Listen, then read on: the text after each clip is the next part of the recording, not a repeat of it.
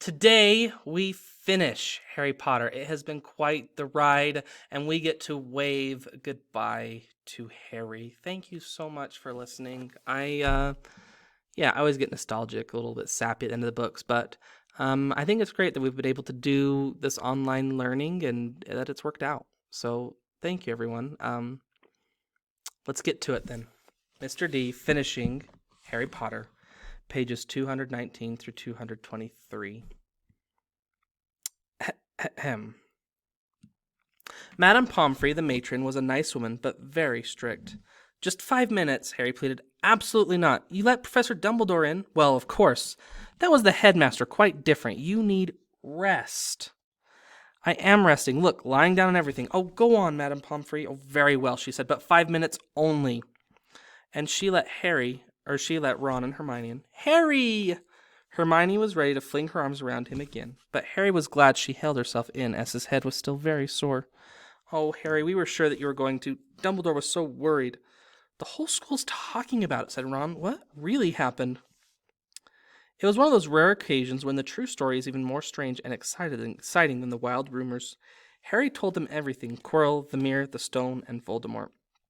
Ron and Hermione were a very good audience. They gasped in all the right places, and when Harry told them it was under Quirrell's turban, Hermione screamed out loud.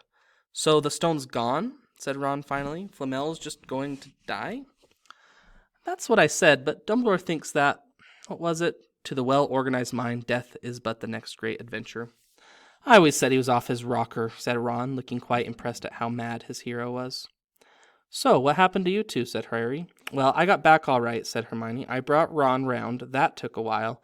And we were dashing up to the Owlery to contact Dumbledore when we met him in the entrance hall. He already knew. He just said, Harry's gone after him, hasn't he? And he hurtled off to the 3rd floor. Do you think he meant to do it, said Ron, sending you your father's cloak and everything? Well, Hermione exploded, if he did, I mean to say, that's terrible. You could have been killed. No, it isn't, said Harry thoughtfully. He's a funny man, Dumbledore. I think he sort of wanted to give me a chance. I think he knows more or less everything that goes on here, you know. I reckon he had a pretty good idea we were going to try, and instead of stopping us, he taught us enough to help. I don't think it was an accident. He let me find out how the mirror worked. It's almost like he thought I had the right to face Voldemort if I could. Yeah, Dumbledore's barking all right, said Ron proudly. Listen, you've got to be up for the end of your feast tomorrow. The points are all in, and Slytherin won, of course. You missed the last Quidditch match. We were steamrolled by Ravenclaw without you, but the food'll be good. At that moment, Madame Pomfrey bustled out. You've nearly had 15 minutes now. Out, she said, firmly. After a good night's sleep, Harry felt back to normal. I want to go to the feast, he told Madame Pomfrey as she straightened his many sweet boxes. I can, can't I? Professor Dumbledore says you are allowed to go, she said sniffily, as though in her opinion Professor Dumbledore didn't realize how risky feasts could be.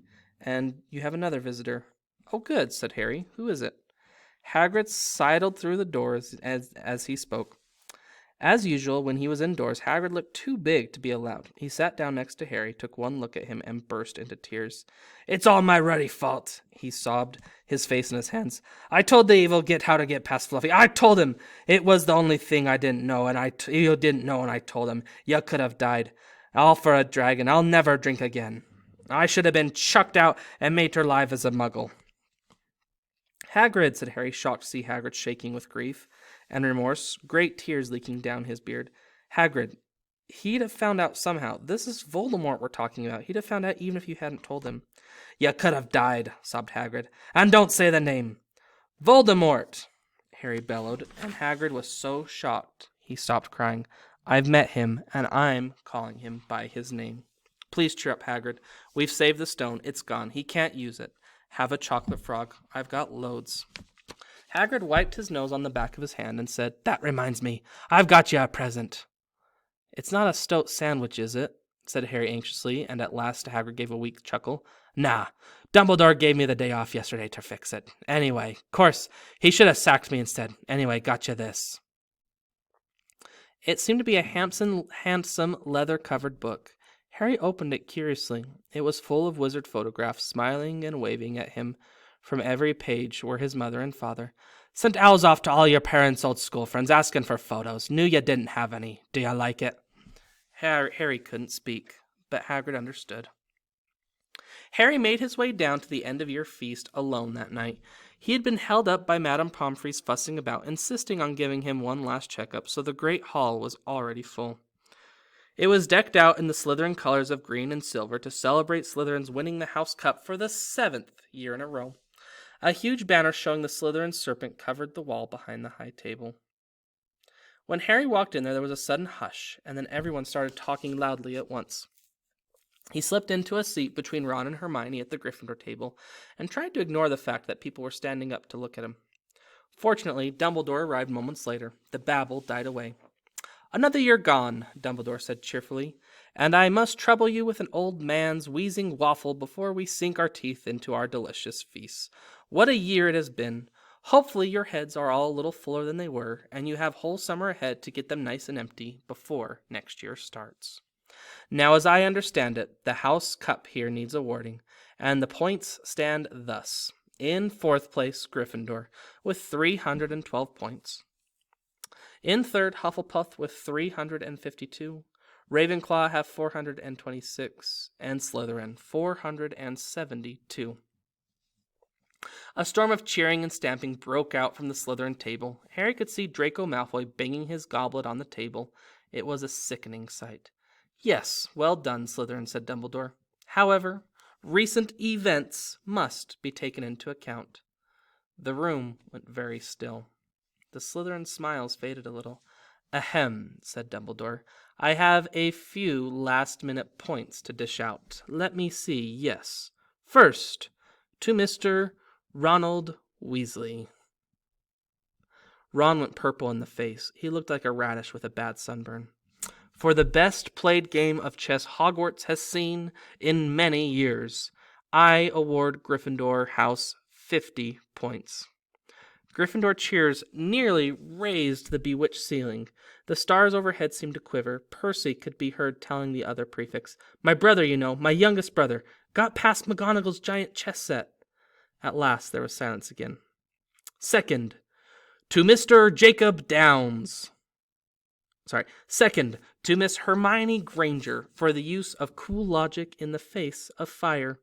I award Gryffindor House 50 points.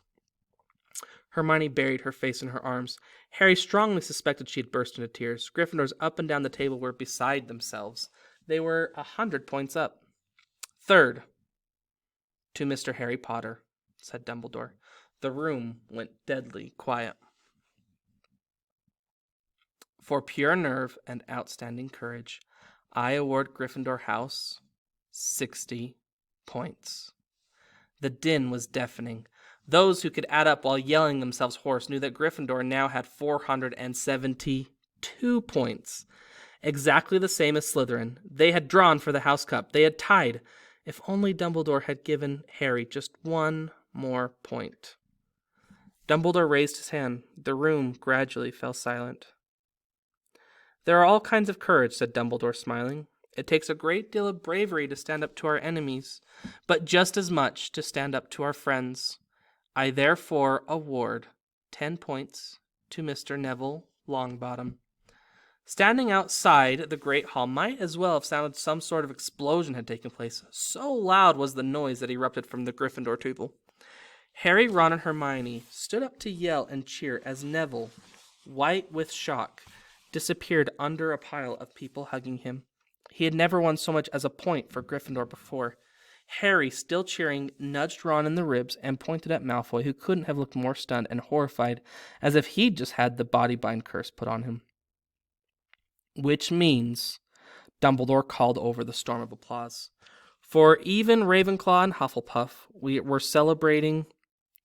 Which means, Dumbledore called over the storm of applause. Even Ravenclaw and Hufflepuff were celebrating the downfall of Slytherin. We need a little change of decoration. He clapped his hands. In an instant, the green hangings became scarlet, and the silvery became gold. The huge Slytherin serpent vanished, and a towering Gryffindor lion took its place. Snape was shaking Professor McGonagall's hand with a horrible, forced smile. He caught Harry's eye, and Harry knew at once that Snape's feelings toward him hadn't changed one jot. This didn't worry Harry. It seemed as though life would be back to normal next year, or as normal as it would ever be at Hogwarts. It was the best evening of Harry's life, better than winning at Quidditch, or Christmas, or knocking out mountain trolls. He would never, ever forget tonight. Harry had almost forgotten that the exam results were still to come, but come they did. To their great surprise, both he and Ron had passed with good grades. Hermione, of course, came top of the year. Even Neville scraped through, his good herbology mark making up for his abysmal potions one. They had hoped that Goyle, who was almost as stupid as he was mean, might be thrown out, but even he passed too. It was a shame, but as Ron said, you can't have everything in life. And suddenly their wardrobes were empty, their trunks were packed. Neville's toad was found lurking in a corner in the toilets. Notes were handed out to all the students, warning them not to use magic over the holidays. I always hope they'll forget to give us these, said Fred Weasley sadly. Hagrid was there to take them down to the fleet of boats that sailed across the lake. They were boarding the Hogwarts Express and waving, waving, waving, waving, waving, waving, waving, waving. They boarded the Hogwarts Express, talking and laughing as the countryside became greener and tidier, eating Bertie Bott's every flavor beans as they sped past Muggle towns, pulling off their wizard robes and putting on jackets and coats, pulling into the platform 9 3/4 at King's Cross Station. It took quite a while for them to all get off the platform. A wizened old guard was up by the ticket barrier, letting them go through the gate in twos and threes so they didn't attract attention, by all bursting out of a solid wall at once and alarming the Muggles. You must come and stay this summer, said Ron. Both of you. I'll send an L. Thanks, said Harry. I think I need something to look forward to. People jostled them as they moved towards the gateway back to the Muggle world. Some of them called, Bye, Harry. See you, Potter. Still famous, said Ron, grinning at him. Not where I'm going, I promise you, said Harry. He, Ron, and Hermione passed through the gateway together. There he is, Mum. There he is. Look. It was Ginny Weasley, Ron's younger sister, but she wasn't pointing at Ron. Harry Potter, she squealed. Look, Mum, I can see. Be quiet, Ginny. It's rude to point. Mrs. Weasley smiled down at them. Busy year, she said. Very, said Ron. Thanks for the fudge and the jumper, Mrs. Weasley. Oh, it was nothing, dear. Ready, are you? It was Uncle Vernon, still purple-faced, still mustached, still looking furious at the nerve of Harry carrying an owl in a cage and a station full of ordinary people. Behind him stood Aunt Petunia and Dudley, looking terrified at the sight of Harry.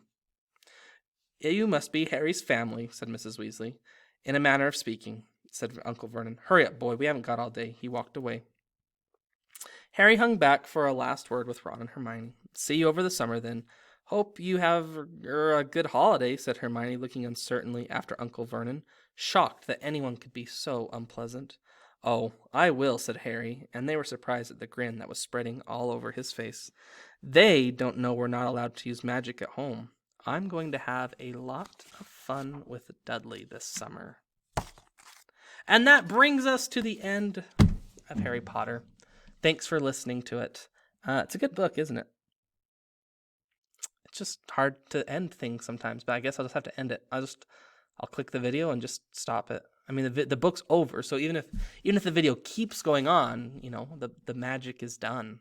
Harry Potter, the book's done. So I'll just click stop here. And yeah. Okay, fine. I'll stop it. Bye-bye. Thanks for listening.